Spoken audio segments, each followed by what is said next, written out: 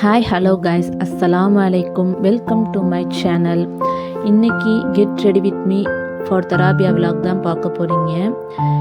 நான் இந்த pretty yellow colour Gujarati churidar தான் இன்றைக்கி நான் வியர் பண்ண போகிறேன். இதை ஃபஸ்ட் டைம் நான் இப்போ தான் வியர் பண்ண போகிறேன். எப்படி இருக்குது இந்த சுடிதார்? அதுக்கப்புறமா அசர் தொழுகைக்கு நேரமானோடனே அசர் தொழுகைக்காக நான் கிளம்பிட்டேன். இந்த பேங்கிள்ஸ் எப்படி இருக்குன்னு சொல்லுங்கள். நெக்ஸ்ட்டு தொழுதுட்டு நான் தஸ்பீஹ்லாம் ஓதிட்டு துவா கேட்டுட்டு கொஞ்ச நேரம் குர்ஹான் எடுத்து ஓத போகிறேன். குர்ஹான் ஓதுறத நம்ம நோன்பு நாளில் மட்டும் பழக்கமாக வச்சுக்காம நம்ம ரெகுலராக எப்போதுமே குர்ஹான் ஓதுறத நம்ம பழக்கமாக வச்சுக்கிட்டோம்னாக்கா அது இம்மையிலும் மறுமையிலும் நமக்கு தான் நன்மை தரும்.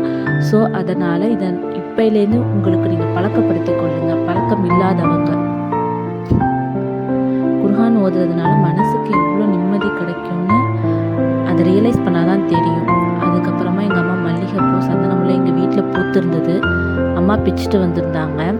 அதை நான் எடுத்து கட்டிக்கிட்டு இருந்தேன். அப்புறமா தம்பி தர்பூசணி பழம் வாங்கிட்டு வந்திருந்தான். அதில் ஜூஸ் போட்டு நாங்கள் எல்லாரும் குடித்தோம்.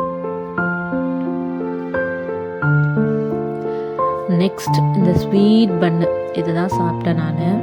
அதுக்கப்புறமா தராபியாவுக்கு நேரமானோடனே ஃபேஸ் வாஷ்லாம் பண்ணிவிட்டு செட்டாஃபில் மாய்ஸ்சரைசர் க்ரீம் எடுத்து நான் போட்டுக்கிட்டு, என்னோடய ஸ்கின் வந்து ரொம்ப சென்சிட்டிவ். அதனால நான் எப்பவுமே பேபி பவுடர் மட்டும் தான் யூஸ் பண்ணுவேன். வேறு எது போட்டாலும் எனக்கு அரிப்பு மாதிரி வந்துடும். ஸோ சென்சிட்டிவான ஸ்கின்னுனால நான் இதை மட்டும் தான் யூஸ் பண்ணுவேன். நெக்ஸ்ட்டு வந்து என்னோடய சேஃப்டி பின் எடுத்துக்கிட்டு அதுக்கப்புறமா நான் என்னோடய அபயாவை வியர் பண்ணிவிட்டு ஷால்லாம் எடுத்து மாட்டிக்கிட்டு நான் தராபியாவுக்கு கிளம்பிட்டேன். Bye guys.